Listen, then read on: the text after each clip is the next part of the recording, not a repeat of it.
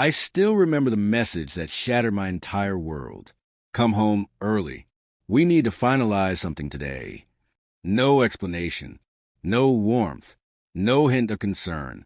Just a cold, flat order from the woman I had loved for 7 years. The drive home felt heavier than ever. My chest tightened with every turn, as if my own instincts were warning me to stop, to turn around, to run. But I didn't. I walked into the house hoping for clarity, or at least a conversation that could save whatever was left between us. Instead, I found her sitting rigidly on the edge of the couch, hands folded, eyes distant. And next to her was a man I had never seen before, tall, stiff, dressed in a gray suit, his briefcase resting at his feet like an unspoken threat. My wife didn't greet me. She didn't smile. She didn't even pretend. She simply pushed a thick stack of papers across the table, her voice trembling with something I couldn't understand.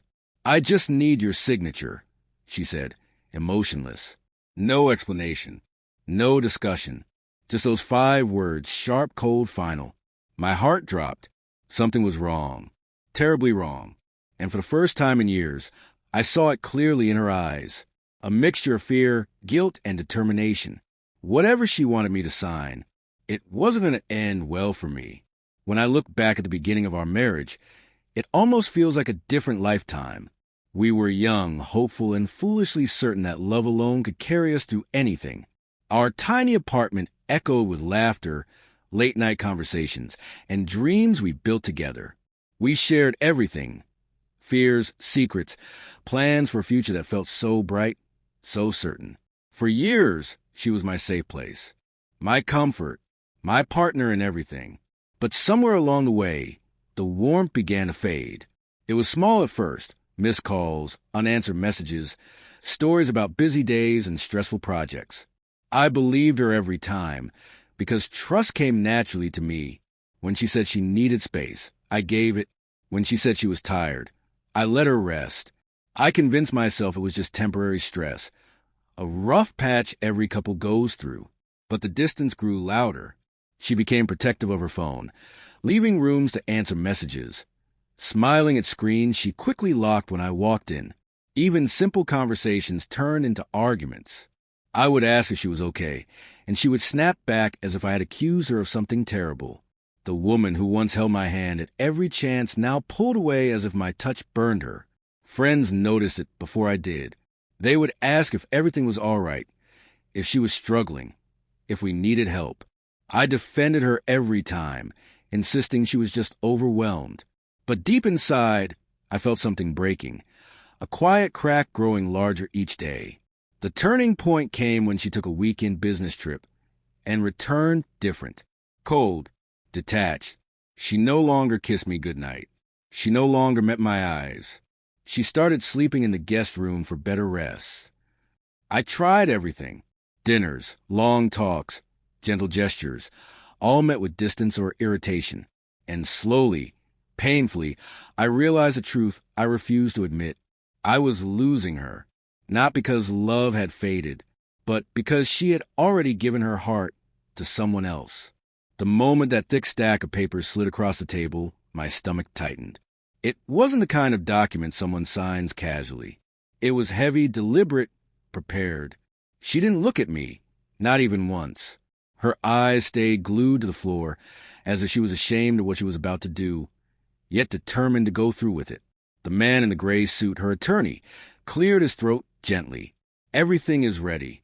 We just need your signature," he said, his voice calm but firm, as if he had delivered the same line to dozens of blindsided husbands before me. I picked up the first page, expecting something related to finances, maybe tax forms or paperwork for property we once talked about buying. But the heading hit me like a punch to the chest. Separation agreement. For a moment, I couldn't breathe. The words blurred as I read. Transfer of property rights. Full responsibility for shared debts. Complete surrender of savings and investments. No claim on the house. No future financial support. It was a clean, brutal extraction, a plan designed to leave me with nothing. Every line felt colder than the last. My hands trembled slightly, though I tried to hide it. I looked at her, searching for any sign of hesitation, any flicker of guilt or apology. But her face stayed hard and unreadable. She had rehearsed this moment. She was ready for my shock. "You told me nothing about this," I whispered, barely recognizing my own voice. "It's for the best," she replied quickly, almost mechanically. "There's no point dragging things out." Her attorney leaned forward. "I recommend you sign today. It saves everyone time." Saves everyone time? Or just her? As I turned the pages, each clause cut deeper than the last. This wasn't the work of someone confused or conflicted. It was the work of someone prepared. Someone who had planned their escape long, before I even realized we were falling apart. As I continued turning the pages, something inside me shifted. Shock slowly gave way to awareness, a sharp, unsettling clarity that spread through my chest like ice. The agreement wasn't just one-sided. It was calculated, too detailed, too prepared. I noticed the first strange detail almost immediately: the dates. Some sections were drafted months ago, long before she ever hinted at wanting space or needing time apart, long before the cold nights, long before the business trip that had changed everything. If she had been planning this for months, then every fight, every cold stare, every night she avoided me wasn't an accident. It was groundwork. Then my eyes caught something else. My name typed under a clause I knew I had never discussed. A section with terms I would never agree to. It felt forged, or at least manipulated to look like mutual consent. I looked up at her attorney. He avoided my gaze, focusing on his briefcase, as if praying I wouldn't start asking questions. My wife shifted uncomfortably, her fingers pulling at the edge of her sleeve. She wasn't calm anymore. She was nervous, almost impatient. "Can you just sign?" she said sharply. "You're dragging this out." Dragging this out? I had only been reading for a few minutes. Whenever I paused to breathe or reread a line, she sighed loudly. Her eyes darted toward the attorney, as if silently asking him to intervene. She whispered something under her breath, something I couldn't catch, but the look in her eyes told me enough. She wasn't worried about my feelings. She was worried about time. Worried I would discover something before she could get my signature. The more I read, the clearer it became. This wasn't a spontaneous decision she wanted me to believe. This was a trap, carefully built, perfectly timed, and waiting only for my foolish agreement. And I could feel it in her trembling voice, in her restless movements, in the way her eyes refused to meet mine. She was hiding something big. I set the papers down slowly, my hands cold, my voice trapped somewhere between disbelief and heartbreak. The room felt smaller, tighter, as if the walls were quietly closing around me.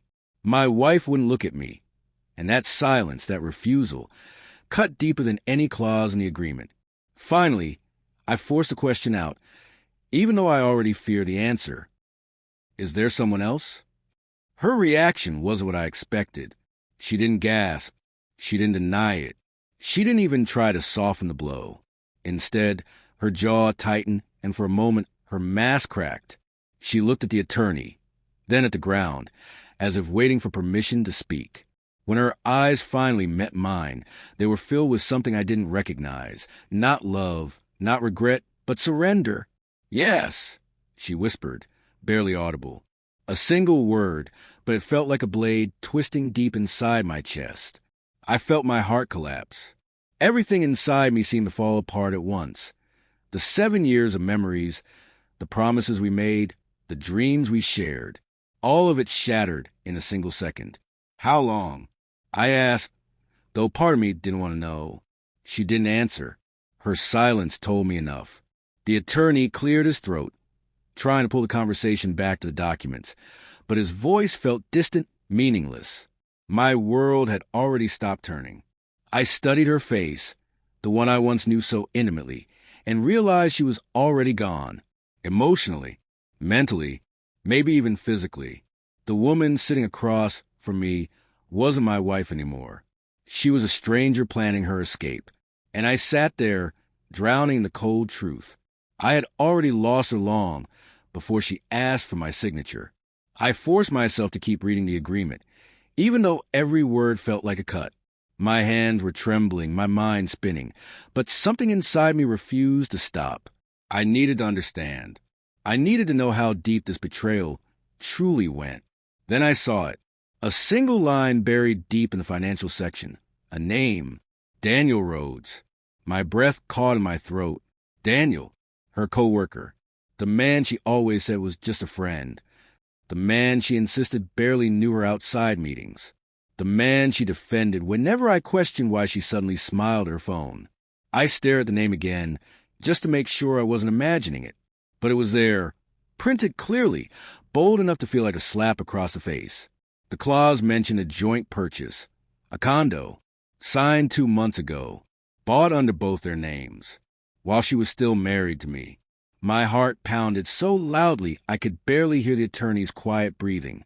I flipped through the rest of the pages, my eyes scanning violently for more, and I found it. Her handwritten initials next to another clause that transferred all our shared savings to her personal investments. Investments that, according to the documents, were already tied to the new property she and Daniel had bought together. She didn't just betray me emotionally. She betrayed me financially. Secretly, strategically. This was an affair born from loneliness or confusion. This was a plan, a long, calculated escape route she had been building while pretending our marriage was struggling. She didn't want space. She wanted freedom from me. My throat tightened as I remembered the nights she said she was working late, the weekends she spent on business trips, the time she slept in the guest room because she was too tired. Every lie suddenly made perfect sense. I looked at her, at the woman I once trusted with my entire world. She wouldn't meet my eyes. Her fingers shook slightly as she tucked her hair behind her ear. Was all of this planned? I asked quietly. Her lips pressed together. A single tear slipped down her cheek, but she didn't deny it. She didn't even try. The silence was worse than any confession. In that moment, I realized the truth. She wasn't just leaving me. She had already replaced me. And the papers in my hands were meant to bury whatever was left of my life, so she could start a new one with him. For a long moment, I sat completely still, the papers open in front of me, my mind racing faster than my heartbeat. The shock had twisted into something sharper. Not anger, not rage, but a quiet, focused clarity. If she had been planning this for months, then I needed to start planning too. I couldn't explode. I couldn't fall apart. Not now. Not in front of the two people waiting for my weakness. I slowly placed the documents back on the table and took a deep breath. I need a minute, I said, deliberately letting my voice shake. I just need some water. Please. For the first time in this entire confrontation, she seemed relieved. She exhaled, her shoulders dropping slightly, as if she believed I had finally accepted defeat. Her attorney gave a professional nod, clearly confident everything was going according to their script. But they had no idea. The moment I stepped into the kitchen, my expression changed. I wasn't broken. I wasn't lost. I was awake, painfully awake. I pulled out my phone with trembling hands. But this time the tremble wasn't from fear. It was from adrenaline. I photographed every single page of the agreement, front to back, clause by clause, signature blocks, dates, hidden names, everything. Then, as I passed the dining table on my way back, I noticed something that made my pulse spike. Her laptop was open, unlocked, facing away from her. Curiosity pulled me closer, and in one glance, everything clicked. Messages, hundreds of them, between her and Daniel, planning the condo, planning the separation, planning how to convince me to sign, without questioning anything. I took several quick photos, my hands moving with a precision I didn't know I had. Evidence, undeniable, powerful evidence, burned bright on the screen. When I walked back into the living room, I forced my face into a perfect mask of defeat. I'm ready to sign, I said quietly. Her relief was immediate. Her confidence returned. And she had no idea that from this moment on, every step she took would lead directly into the trap I was building now. I walked back into the living room with the same defeated posture I had left with. My wife looked up immediately, her eyes analyzing every tiny movement, searching for signs of resistance. When she saw none, her entire expression softened, not with love, but with victory. The attorney straightened the papers, turning them toward me. "If you sign here and here, we can finalize everything today," he said, sliding a pen across the table. My wife sat with her arms crossed, tapping her fingers anxiously, as if she couldn't wait for this to be over. Her impatience was almost painful to watch. She had rehearsed this ending so many times in her head. She expected it to unfold perfectly. I picked up the pen slowly, letting my hand shake just enough to look believable. She leaned forward slightly, as if afraid I might change my mind.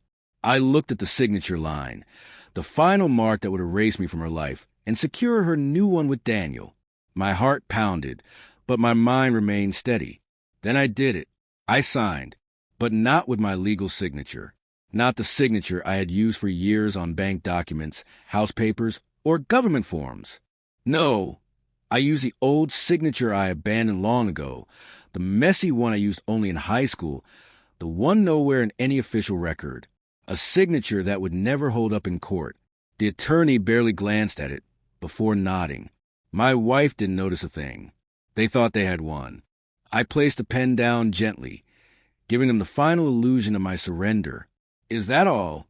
I asked quietly. She nodded, relieved. "Yes, that's everything." But it wasn't. The truth was simple. The moment I lifted that pen, the game had just begun, and they were already losing. I walked out of the house without looking back. No shouting, no begging, no questions. Just a quiet exit, the kind that makes people believe they've won. Behind me, I could almost feel the wave of relief wash over her. She thought everything was settled. She thought her new life with Daniel was now wide open. She thought I was broken enough to accept whatever she gave me. But the moment the door closed, a different version of me emerged, one she never expected. I got into my car, my heart still raw, but my mind sharper than it had been in months. I didn't drive home. I didn't sit alone and cry. I drove straight to the one person who could turn everything around. My lawyer, a man who had known me since college, someone I trusted more than anyone. When I entered his office, he stood up in surprise. "You look shaken," he said gently. "I need your help," I replied, placing my phone on his desk. "And I need it now." One by one, I showed him everything.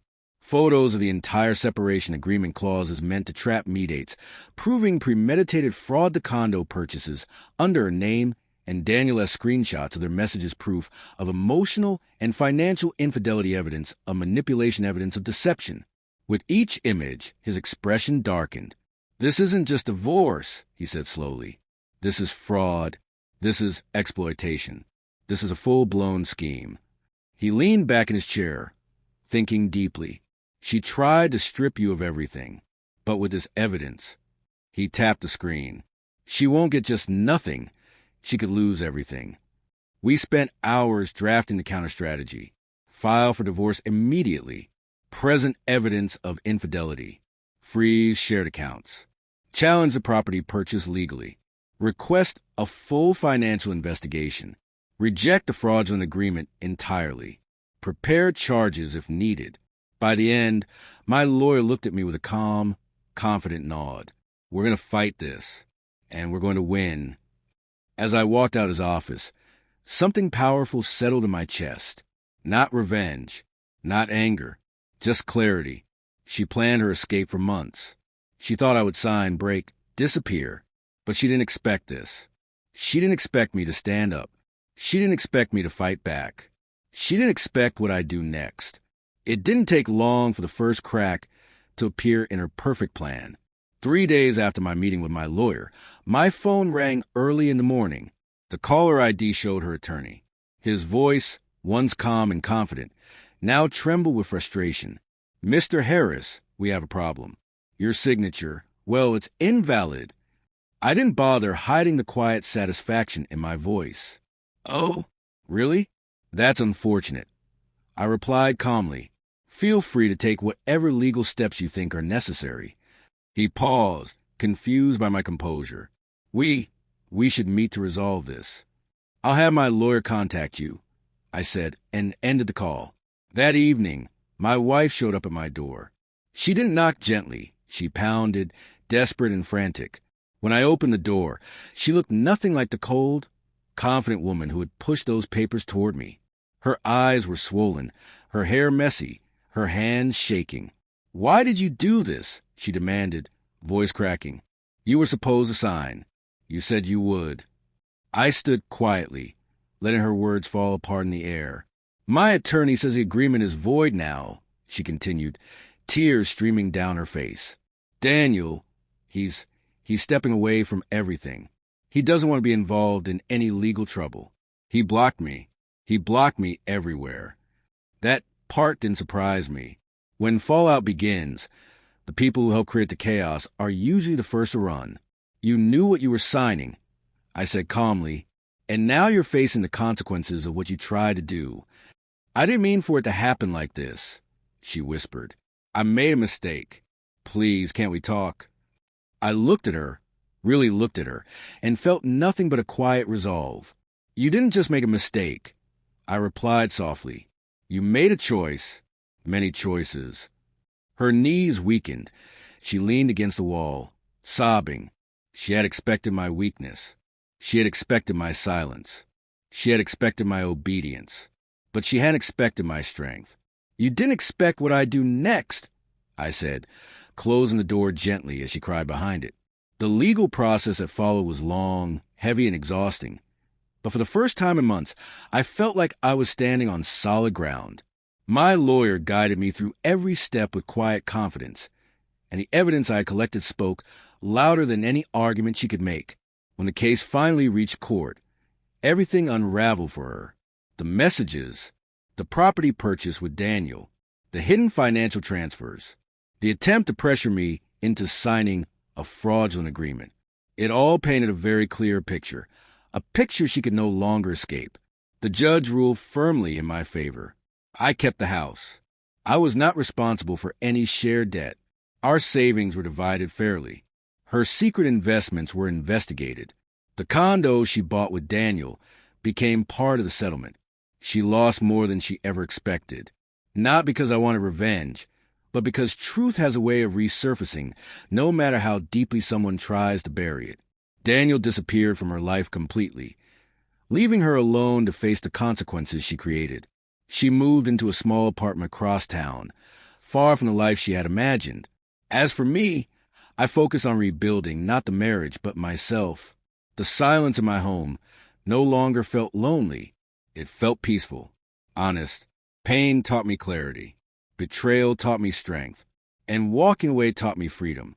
In the end, I didn't just survive her betrayal. I rose above it. Betrayal doesn't begin with the moment someone walks away. It begins with the small choices they make long before you ever see the truth. But strength is not measured by how loudly you fight back. It's measured by how calmly you rise when someone tries to break you. The real lesson is simple. Never underestimate your own worth, and never surrender your future to someone who treats your trust like a weapon. Sometimes the greatest power you have is the ability to walk away, rebuild, and prove to yourself most of all that you are always stronger than the pain you endured. In the end, truth protects those who stand in it, and the people who try to destroy you often end up destroying themselves.